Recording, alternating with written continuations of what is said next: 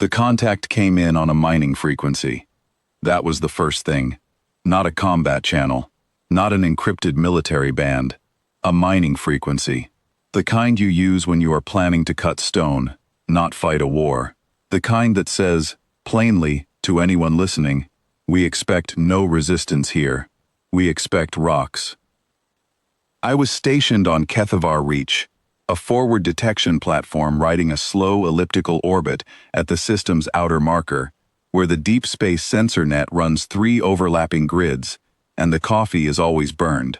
My job, officially, is to watch, to log, to call in anything that does not belong to our sky. I had held that post for 11 years, and called in 4 contacts, 2 survey drones from a known neutral faction, 1 derelict tumbling on an old trajectory, and a chunk of carbonaceous rock that the preliminary grid had briefly flagged as structured. That one turned out to be a rock. The 5th contact was not a rock. The grid flagged them at 0341 local station time. 12 vessels, traveling in a loose commercial formation. Not a military wedge. Not a patrol spread. Just the relaxed cluster of a work fleet that sees no reason to tighten up. They were broadcasting on the mining frequency, and also on what our archive catalogs as a Vandhari Collective Salvage transponder code. A very old code.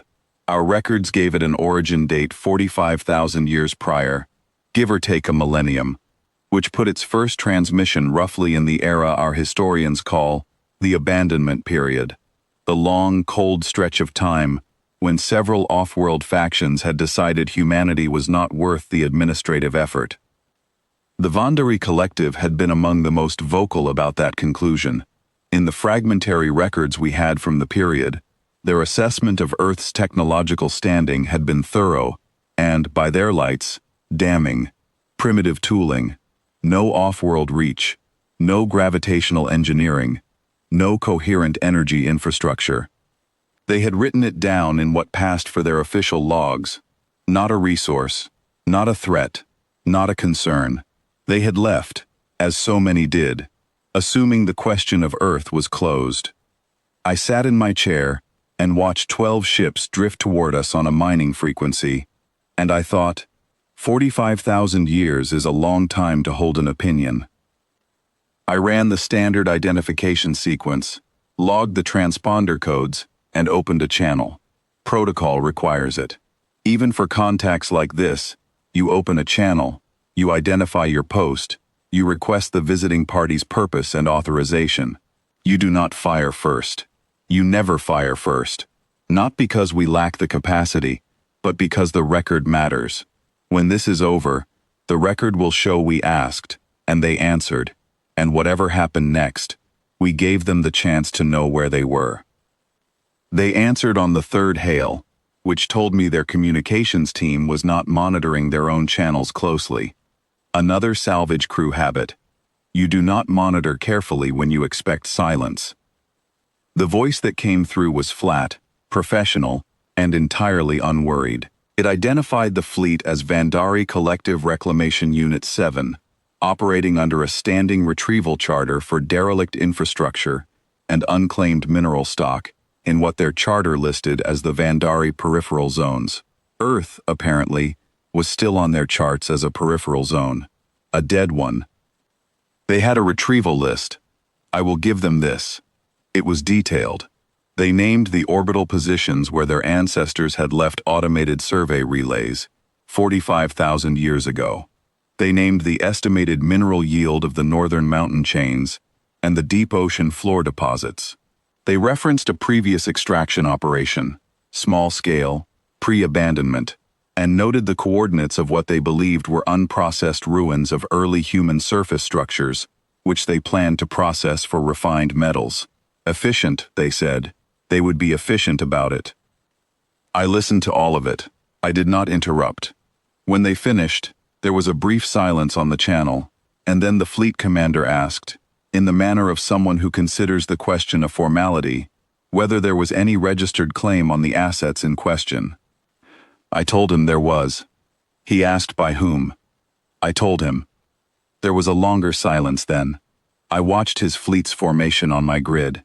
It had not changed. 12 ships, still in the loose commercial cluster, still broadcasting on the mining frequency. The commander came back on the channel after approximately 40 seconds, and his voice had shifted just slightly. Not alarmed, not yet, but recalibrated. He said that Earth was listed in Vandhari Collective charts as an uninhabited peripheral zone, classification, abandoned, no registered successor claim, open for reclamation under collective charter. He said this the way a man reads from a document he trusts. I told him his charts were 45,000 years old. I told him to look at his long-range optics. He went quiet. His fleet went quiet.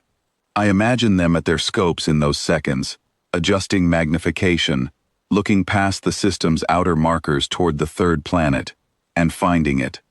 What Earth looks like now, from a distance, at full magnification, on a clear station morning. The orbital ring we finished 6,000 years ago. The carrier groups running transit lanes above the equatorial belt. The defense platform latticework that brackets every approach corridor. The city sprawl on the northern continent, visible even from the outer marker as a lit, structured mass of civilization that could swallow every city their ancestors had ever built and still have room. The warships, the long, dark shapes of them, kilometer after kilometer, hanging in the high atmosphere like the answer to a question nobody asked them. I gave them 4 minutes. Then I opened the channel again.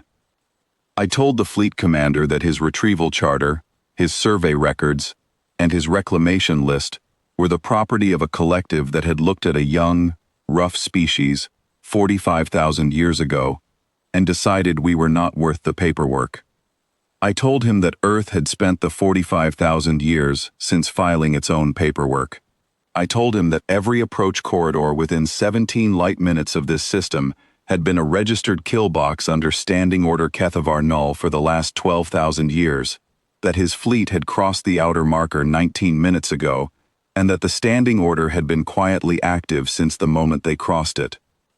I told him he had 60 seconds. He used 48 of them asking questions.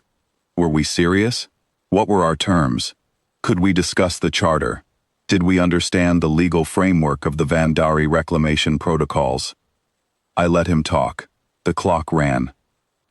When 60 seconds elapsed, I sent the authorization pulse.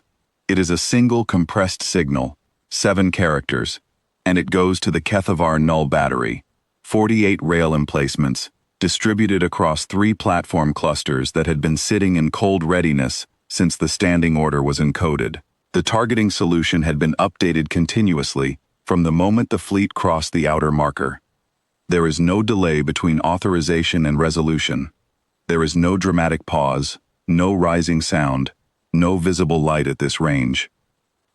On my grid, 12 contacts became 0 in a window of time too short to assign a meaningful number to. I logged it. Contact type, Vandhari Collective Reclamation Unit 7. Transponder origin, abandonment period, Vandhari Collective, 45,000 years prior.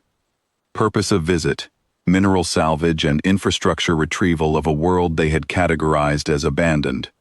Result, Standing Order Kethavar Null executed. Contact duration, 31 minutes, 14 seconds from first grid flag to resolution. No human casualties. No human vessels engaged. No shots fired by the visiting party.